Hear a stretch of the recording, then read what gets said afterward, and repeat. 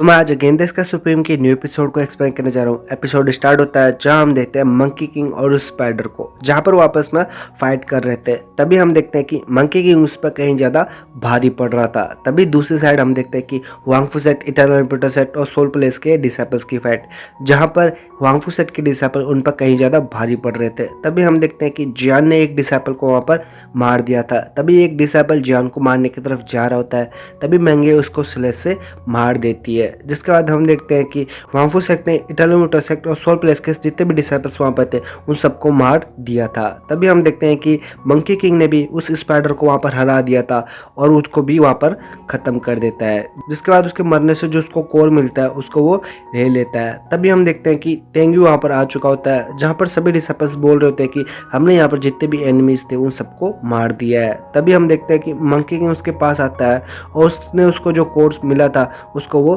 दे देता है। जहाँ पर वो कोड लेते ही वो मंकी किंग को बोलता है कि तुमने यहाँ पर बहुत ही अच्छा काम किया है। जिसके बाद सारे डिसाइपल बोल रहे होते हैं कि ब्रदर तेंग्यू, आखिरकार ये आपका बीस्ट कहाँ से आया और ये है क्या चीज़। जिसके बाद तेंग्यू से बोलता है कि मैं तुम सबसे ये चाहता हूँ कि तुम सब यहाँ पर एक ओथ लो। मैं नहीं चाहता कि मंकी किंग का सीक्रेट और लोगों को पता चले।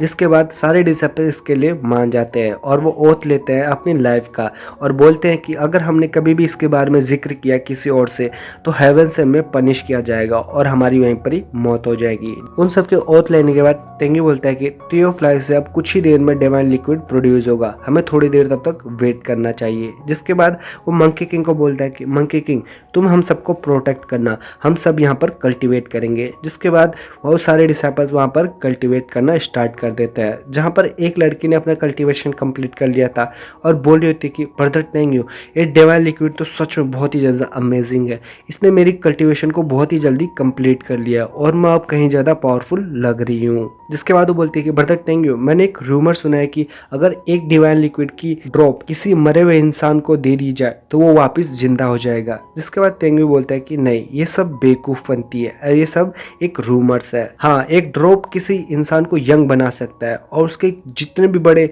घाव हो उसको हील कर सकता है, लेकिन वो किसी मरे हुए इंसान को जिंदा नहीं कर सकता। डिवाइन लिक्विड किसी इंसान के ब्लड एंड बोन्स को दोबारा रीजनरेट करता है और उनको गहरी इंजरी होती है उनको दोबारा ठीक कर सकता है, वो भी कुछ ही समय में। तभी जियानो से बोलती है कि ब्रदर नहीं लो, क्या डिवाइन लिक्विड हमारे इंटरनल इंजरीज को भी ठीक कर सकता है। जिसके बाद तेंग्यू बोलता है कि हाँ, इसे इजीली किया जा सकता है, लेकिन ऐसा कोई इंसान ही नहीं है जो उसको पूरी तरह से कंज्यूम कर सके, क्योंकि उस डिवाइन लिक्विड की पावर इतनी ज़्यादा प्योर और इतनी ज़्यादा मात्रा में होती है कि कोई भी इंसान अगर अपने इंटरनल ऑर्गन्स को उसको ठीक करने के लिए इस्तेमाल करेगा तो उसकी बॉडी इजिली डिस्ट्रॉय हो जाएगी। जिसके बाद एक डिसाइपल बोलता है कि ब्रदर तेंग्यू, आप तो सच में बहुत ही ज़्यादा नॉलेजेबल हो, हमारे लिए ये तो बहुत ही अच्छी बात है कि आप यहाँ पर थे और हमें इतनी ज़्यादा लेसन देने की मदद की। जिसके बाद वो उनको थैंक यू कर रहा होता है। जिसके बाद तेंग्यू बोलता है कि तुम्हें इतना पोलाइट होने की जरूरत नहीं है। तभी उस ट्री की तरफ देखता है और अपनी पावर से जितनी भी डिवाइन लिक्विड उससे प्रोड्यूस हो रही थी उन सबको वहाँ पर ले लेता है। जिसके बाद वो डिवाइन लिक्विड को अपने पास रख लेता है और उन सभी को बोलता है कि अगर फ्यूचर में तुम्हें कभी भी डिवाइन लिक्विड की जरूरत पड़ेगी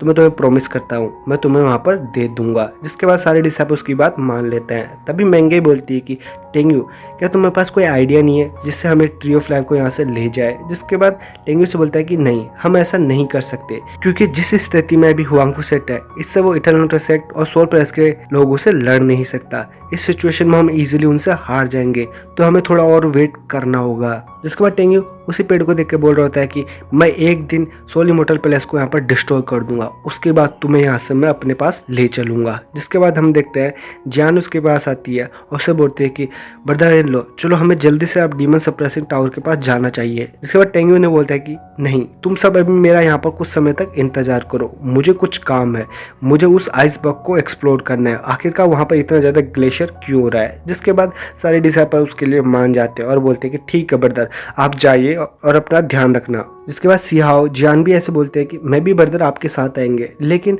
टेंग्यू सबको मना कर देता है और बोलता है कि तुम मेरी चिंता मत करो, मेरे साथ मंकी किंग है तो मुझे यहाँ पर कुछ नहीं होने वाला। जिसके बाद मैंगो से बोलते हैं कि ठीक है, लेकिन तू अपनी सेफ्टी पर पहले ध्यान दोगे। जिसके बाद टेंग्यू उसकी बात मान लेता है और उन सबको बोलता है कि मेरे जाने से पहले तुम वहीं पर छुपोगे जहां पर थोड़ी समय पहले सोल इमोर्टल पैलेस के डिसाइपल्स और सीसी छुप रखी थी। तुम उस केव के अंदर छुपोगे और मैं उसके फॉर्मेशन को भी चेंज कर दूंगा, जिससे कोई भी एनिमी और कोई भी मॉन्स्टर तुमको ढूंढ नहीं पाएगा। लेकिन मेरे यहाँ से जाने के बाद कोई भी उस केव से बाहर नहीं आएगा जब तक मैं परमिशन नहीं दूंगा। जिसके बाद सारे डिसाइपल उसकी बात मान लेते हैं। तभी हम देखते हैं टेंग्यू को और वो वहाँ से चला जाता है। तभी सीन सेट होता है और हम देते हैं टेंग्यू को, जो कि बोल रहा होता है कि यहाँ से 23,000 माइल दूर गहराई के अंदर भी आखिरकार इतना ग्लेशियर कैसे ग्रोथ हो रहा है, यहाँ तो कुछ अजीब है। जिसके बाद मंकी किंग को बोलता है कि यहाँ पर सबसे तेजी से आखिरकार आइस ग्रोथ कहाँ पर हो रही है। जिसके बाद मंकी किंग एक इशारा करते हुए बोलता है कि यहाँ से 9,000 माइल्स दूर वहाँ पर बहुत ही तेजी से आइसबर्ग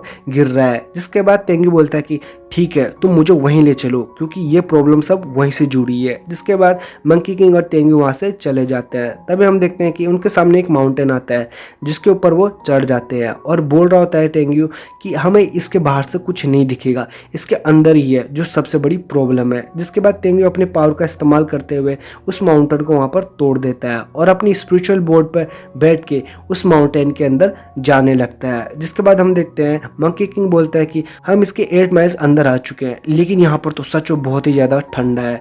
जिसके बाद हम देखते हैं कि वो उसके सरफेस पर भी आ चुके थे। जिसके बाद टेंग्यू वहाँ पर आते ही बोल रहा होता है कि आखिरकार इसके नीचे इतना स्नो क्यों बढ़ रखा है। जिसके बाद वो अपने पावर का इस्तेमाल वहाँ पर करता है और वहाँ पर जितनी भी हाइड चीज़ें थी उन सबको पिघलाने लगता है, जहाँ पर कुछ चीज़ें वहाँ पर पिघल चुकी थी। तभी उनको एक बहुत ही बड़ा बर्फ का गोला वहाँ पर दिखाई देता है। जिसके बाद मंकी किंग बोलता है कि मास्टर इसको मैं देखता हूँ, और वो अपनी उसी स्पेयर से उस पर अटैक कर देता है। लेकिन हम देखते हैं कि वो बर्फ का गोला इतना ज़्यादा पावरफुल होता है कि उसने मंकी किंग को वहाँ पर ही जमा दिया था। जिसे देखकर टेंग्यू थोड़ा चिंता करता है और बोलता है कि मंकी किंग क्या तुम ठीक हो। जिसके बाद मंकी किंग बोलता है कि मास्टर मैं बिल्कुल ठीक हूँ, मेरी चिंता मत करो, और वो उसे छूट जाता है और टेंग्यू के पास आ जाता है। जिसके बाद वो बोलता है कि ये बर्फ का गोला तो सच में बहुत ही ज़्यादा पावरफुल है। अगर मेरी जगह यहाँ पर कोई डिवाइन सोल का ग्रेट परफेक्शन लेवल का बंदा होता तो ये बर्फ उसको इजीली अपनी लेयर से ढक लेता और यहीं पर ही ख़त्म कर देता। जिसके बाद टेंग्यू बोल रहा होता है कि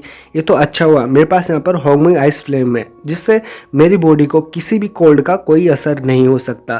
तभी वो अपनी उसी होंगमिंग फ्लेम का इस्तेमाल करते हुए वहाँ पर चीज़ों को पिघलाने लगता है। जिसके बाद हम देखते हैं कि वहाँ पर बहुत ज़्यादा स्वॉर्ड और बहुत ही ज़्यादा मार्क्स वहाँ पर दिख रहे होते हैं। तभी टेंगी बोल रहा होता है कि यहाँ पर इतने ज़्यादा स्वॉर्ड और इतने ज़्यादा बोन्स देख के ये पता चलता है कि यहाँ पर मेरे से भी पहले बहुत ज़्यादा लोग आए थे और इस आइसबर्ग को तोड़ने की कोशिश में अपनी जान गंवा बैठे हैं। जिसके बाद वो बोलता है कि सच में ये आइसबर्ग तो बहुत ही ज़्यादा पावरफुल है, और वो उसके ऊपर चढ़ जाता है और उसको सोलो करने की कोशिश करता है। लेकिन हम देखते हैं कि उसकी होंगमिंग आइस फ्लेम भी उसका कुछ नहीं कर पा रही होती है और बोल रहा होता है कि आखिरकार ये इतनी धीरे धीरे कैसे सोलो कर रहा है, अगर मैं ऐसा ही करता रहा तो यहाँ पर मुझे हज़ारों साल लग जाएंगे इसको सोलो करने में।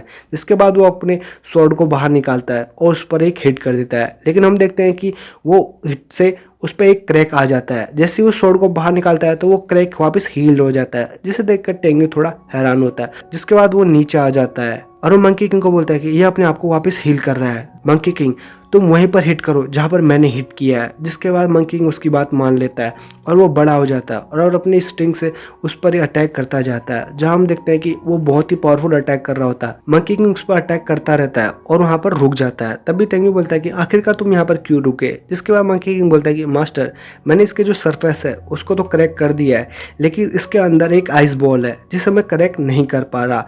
उसके अंदर कम से कम 30 सीट्स यानी 30 लेयर्स वहाँ पर और होंगी, और मेरी जो करंट स्ट्रेंथ है उसके कारण मैं इसको यहाँ पर हल्का सा भी शायद क्रैक नहीं कर पाऊँ। जिसके बाद टेंगी बोलता है कि ठीक है, इन सब के बारे में भूल जाओ, हम फ्यूचर में और ज़्यादा पावरफुल होंगे तो दोबारा यहाँ आएंगे और इसके अंदर जो मिस्ट्री है उसको सॉल्व करेंगे। जिसके बाद बोलता है कि चलो यहाँ से चलते हैं, हमें जल्दी से जल्दी यहाँ से जाना होगा, मेंगे जान और बाकी सब हमारा वेट कर रहे होंगे। तभी हम देखते हैं मंकी किंग को जो कि बोल रहा था कि मास्टर यहाँ पर कोई है। जिसके बाद वो बोलता है कि यहाँ पर देखो, यहाँ पर आपकी वाइफ है। जिसके बाद टेंगी से बोलता है कि क्या पागलों जैसी बात कर रहे हो, तुम आखिरकार ऐसे कैसे बोल सकते हो, मेंगे यहाँ पर नहीं है। मास्टर मैं अभी की वाइफ की बात नहीं कर रहा हूँ, जो आपकी पहले वाइफ थी फेंग लुयान उसकी बात कर रहा हूँ। जिसे सुनकर टेंगी बहुत ज़्यादा हैरान होता है और यही सब चीज़ दिखाते हुए ये एपिसोड यहाँ पर ही खत्म हो जाता है।